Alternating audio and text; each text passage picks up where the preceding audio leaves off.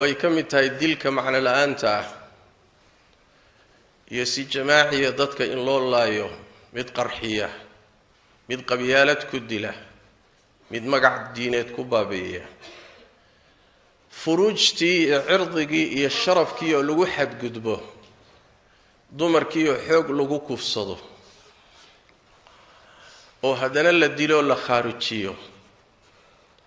haddana kala roone gabdhihii yaryarka ah ee caruurta ah ee aan qaan gaadhin ee aan xamili karinba in hadaf laga dhigto waa falxumo waa arrin ugub ah waa wax inaan aqoon jirin waa wax cusub oo aad u falxun in jariimadii haddana inta lagu sameeyo gabadha haddana la duubo haddana baraha bulshada ku kulunta lagu soo tuuro faaxisho intee leeg waay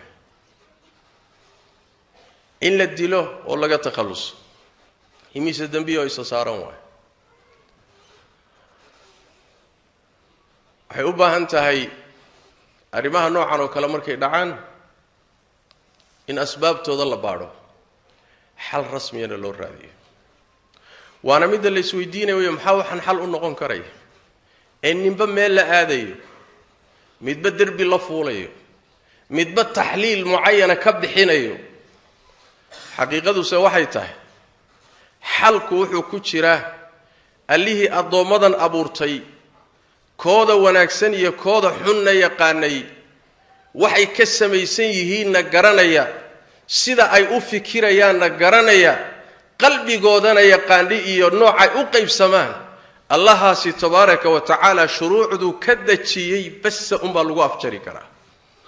wixii ka soo hadhay waa kuday oo aan natiijo lahayn waa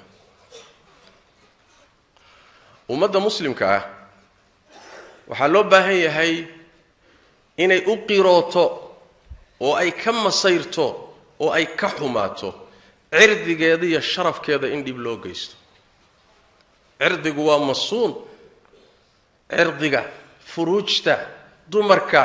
xubnaha taranka waa arrin aad shareecadu u ilaalisay ilaa nabigeennu yidhaahdo salawaatu rabbi wasalaamu calayh ninkii ku yimaada oo reerkaaga ku socda dil haddaad disho waa ahlu naar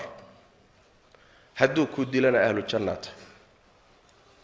ilaa heer nabigu wuxuu gaadhsiiyey ninka weerarka ee cirdiga ku socda in la dili karo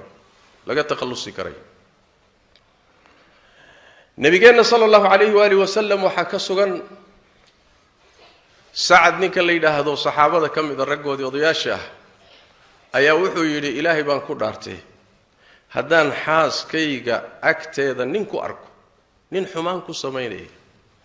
seeftaan kurka kaga goynayaa buuhi weliba dhinac ugu dhufan maayo afkeedaan ku dhufan waa ka takhallusaya warkii nooca ahaa nabigu gaadhay sala allahu calayhi waaalihi wasalam waxaa rasuulku yidhi sacad baa sidaa leh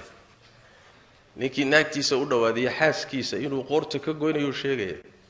markaasuu nabigu wuxuu yidhi sal alla alayh wasalam waxaad la yaaban tihiin masayrka iyo qayrada sacad miyaad la yaaban tihiin ilaahay baan ku dhaartay anaa ka qiiro badan anigana ilaahay baa iga qiiro badan sidaas daraaddeed buu alla wuxuu u xarimay fawaaxishta dunuubta foosha xun zinada iyo liwaadka iyo wixii la mida ayuu ilaahay sidaa darteed